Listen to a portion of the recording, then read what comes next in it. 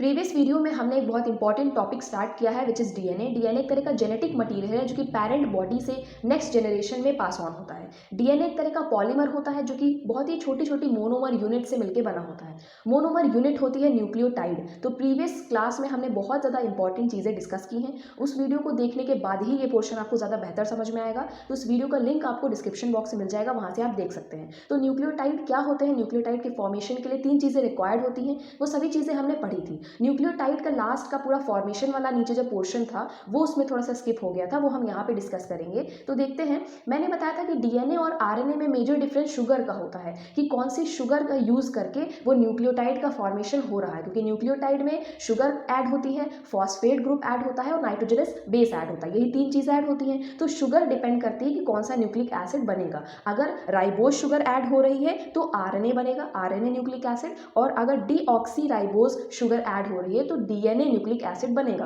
तो ये major difference आपको याद रखना है। और शुगर के साथ जब कोई भी नाइट्रोजनस बेस मिल जाता है, मिक्स हो जाता है, तो उस स्ट्रक्चर को हम न्यूक्लियोसाइड कहते हैं। शुगर चाहे राइबोज शुगर हो, चाहे डीऑक्सी राइबोज शुगर हो, और बेस चाहे adenine, guanine, thymine, cytosine, uracil, कोई भी बेस पेयर हो, अगर वो ज्वाइन हो जाएगा तो उस स्ट्रक्चर को हम न्यूक्लियोसाइड कहेंगे। और जैसे ही न्यूक्लियोटाइड जितना इंपॉर्टेंट है उतना ही इक्वली इंपॉर्टेंस न्यूक्लियोसाइड की भी है, तो इसके बारे में भी आपको ध्यान रखना है। न्यूक्लियोटाइड कब बनता है? शुगर और बेस को ऐड करने के बाद बनने वाला स्ट्रक्चर न्यूक्लियोसाइड कहलाता है। और न्यूक्लियोसाइड में हम एक और स्ट्रक्चर ऐड करते हैं, फॉस्फेट ऐड करते हैं। फॉस्फेट ग्रुप को ऐड करने के बाद जो स्ट्रक्चर बनेगा उसे हम न्यूक्लियोटाइड कहते हैं। और न्यूक्लियोटाइड ही अल्टीमेटली हमें फॉर्म करना है, क्योंकि डीएनए का स्ट्रक्चर पढ़ने से पहले हमने ये पढ़ा कि डीएनए के एक एक यूनिट को हम न्यूक्लियोटाइड कहते हैं। तो एक न्यूक्लियोटाइड बनाएंगे, फिर दूसरा न्यूक्लियोटाइड बनाएंगे, फिर तीसरा, इसी तरह सभी न्यूक्लियोटाइड आपस में कैसे जुड़े होते हैं ये पढ़ेंगे, तब जाके हम पूरा डीएनए का स्ट्रक्चर समझ पाएंगे। तो इस वीडियो में होपफुली हम पूरा डीएनए का स्ट्रक्चर समझेंगे।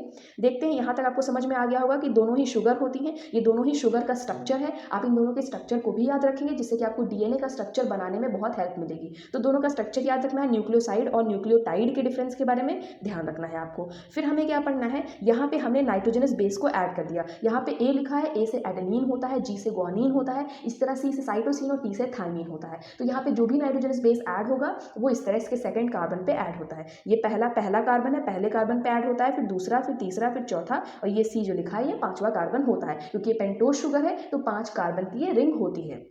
हमने यहाँ तक समझ लिया था। यहाँ पे नाइट्रोजनस बेस ऐड हो जाएंगे। अब हम देखेंगे कि इसमें फॉस्फेट ग्रुप कैसे ऐड होता है, क्योंकि प्रीवियस वीडियो में हमने यहीं तक समझा था, फॉस्फेट ग्रुप नहीं ऐड किया था। तो यहाँ पे हम देखते हैं, ये आपका स्ट्रक्चर है पूरा, ये एडेनिन जो है नाइट्रोजनस बेस यहाँ पे अब ऐड हो चुका है। अब हम यहाँ पे फॉस्फेट ग्रुप ऐड करेंगे। जो फॉस्फेट ग्रुप है ये फॉस्फोरिक एसिड के फॉर्म में ऐड होता है। नाइट्रोजनस जो बेस के साथ इसका जुड़ाव होता है वो फॉस्फोरिक एसिड के फॉर्म में होता है। ये लिखा हुआ है मैंने इसका फॉर्मूला, फॉस्फोरिक एसिड यहाँ पे ऐड होगा। ये फॉस्फोरिक एसिड हमने बनाया हुआ है, P के साथ डबल बॉन्ड O और फिर OH इसके तीनों ही साइड होता है। और ये वही स्ट्रक्चर है शुगर वाला जो हमने इधर बनाया था। ये एडेनिन यहाँ पे नाइट्रोजनस बेस लगा हुआ है, और ये जो यहाँ पे लिखा हुआ था C2H, जो ऊपर आप देख सकते हैं यहाँ पे जो हमने लिखा था ये C2HOH, इसी को हमने पूरी तरह से खोल दिया है, इसको इलेबोरेट कर दिया है यहाँ पे। ठीक है, तो अब यहाँ पे क्लियरली आपको विजिबल होगा। तो यहाँ पे क्या होता है, ये फॉस्फोरिक एसिड का OH यूज होता है, और यहाँ पे जो ये C कार्बन था यहाँ पे इसके साथ जो H है ये यूज होता है। तो H2O बन के ये वाटर निकल जाता है। यहाँ पे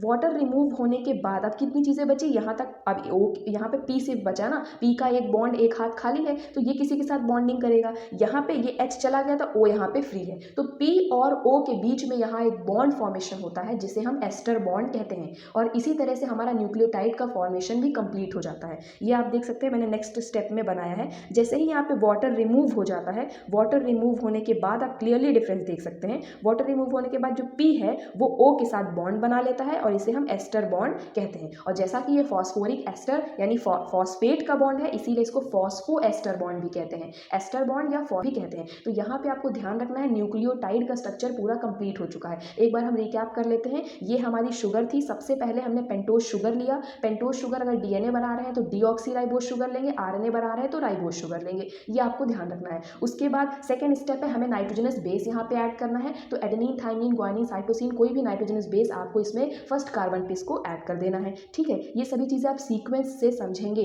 पहला पेंटोज शुगर लिया, सेकेंड नाइट्रोजनस बेस ऐड किया, तीसरे नंबर पे अब हमें फॉस्फेट ग्रुप ऐड करना था, तो हमने ऊपर फॉस्फेट ग्रुप ऐड किया। फॉस्फेट ग्रुप ऐड करने से वाटर का मॉलिक्यूल का लॉस हो जाता है। जैसे ही वहाँ पे क्या होगा, रिएक्शन होती है तो वाटर मॉलिक्यूल वहाँ पे लॉस हो जाएगा और फिर पी और ओ के बीच में एक बॉन्ड फॉर्मेशन होता है जिसे हम एस्टर बॉन्ड कहते हैं, और ये पूरा ही हमारा एक न्यूक्लियोटाइड बनके तैयार हो गया है। जैसे ही एक न्यूक्लियोटाइड बन जाएगा, इसी तरह बाकी सभी न्यूक्लियोटाइड बन जाते हैं। फिर एक न्यूक्लियोटाइड दूसरे न्यूक्लियोटाइड से कैसे लिंक्ड होता है, एक न्यूक्लियोटाइड दूसरे न्यूक्लियोटाइड से कैसे जुड़ा रहता है, तभी तो पूरा डीएनए का स्ट्रक्चर बनाएगा। अभी तक हमने सिर्फ एक न्यूक्लियोटाइड के स्ट्रक्चर के बारे में पढ़ा है, अब हम ये देखेंगे कि दो न्यूक्लियोटाइड आपस में कैसे लिंक्ड होते हैं।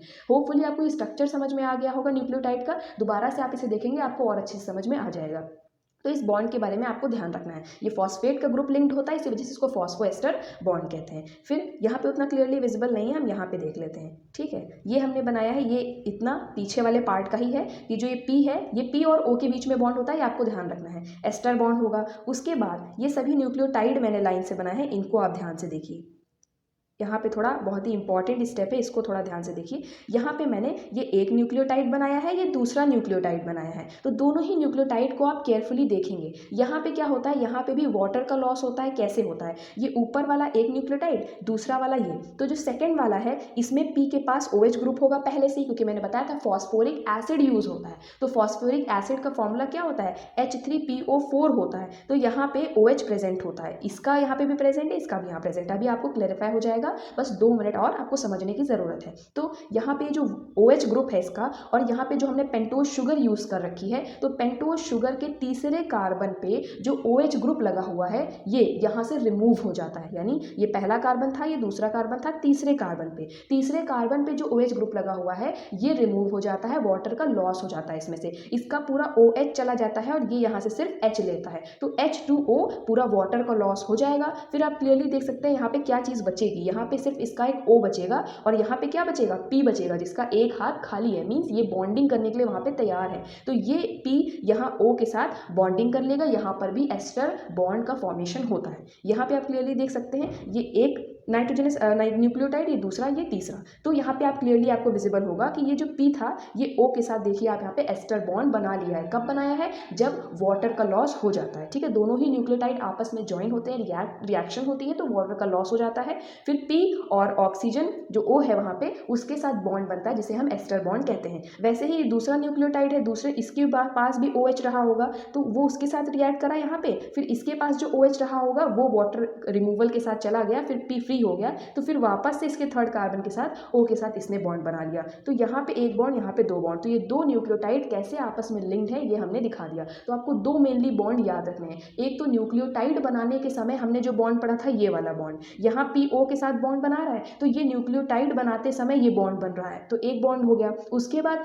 दो न्यूक्लियोटाइड आपस में जब ज्वाइन हो रहे हैं तो ये एक और फॉस्फोडाइस्टर बॉन्ड बन रहा है। मीन्स हमने क्या पढ़ा कि न्यूक्लियोटाइड बनाते समय ये जो फॉस्फेट का ग्रुप था, जब ये पेंटोज शुगर के साथ जुड़ेगा तो इसका P फॉस्फोरस जब यहाँ पे O के साथ जुड़ेगा तो यहाँ पे क्या बनता है, एस्टर बॉन्ड बनता है। तो एक एस्टर बॉन्ड तो आपको ये ध्यान रखना है। फिर दो न्यूक्लियोटाइड जब आपस में जुड़ते हैं तो यहाँ ये P इसके पेंटोज शुगर के अपर वाले, मतलब उसके ऊपर वाले न्यूक्लियोटाइड के जो तीसरे कार्बन पे जो O होगा वो अब उसकी वैलेंसी फ्री हो गई होगी, तो वहाँ से वो बॉन्ड बना लेता है, P से इसका बॉन्ड बन जाएगा, तो यहाँ पर भी एस्टर बॉन्ड हो जाएगा। वैसे ही उसके नीचे वाले का अगर आप देखेंगे तो नीचे भी फॉस्फेट ग्रुप था, उसके पास भी ऊपर OH रहा होगा, तो वाटर में उसका लॉस हो गया, तो अब P जो है उसका हाथ फ्री है, वो कहीं भी बॉन्डिंग उसकी हो सकती है। तो यहाँ पर O इसके साथ H था, वो चला गया वाटर में, तो O भी यहाँ पे फ्री है, तो इसके साथ तुरंत यहाँ बॉन्ड बन जाएगा, यहाँ पर भी एस्टर बॉन्ड हो जाएगा। इस वजह से एक न्यूक्लियोटाइड के अंदर, न्यूक्लियोटाइड जब बन रहा था तब आपको एक एस्टर बॉन्ड याद रखना है और दो न्यूक्लियोटाइड के बीच का एस्टर बॉन्ड याद रखना है।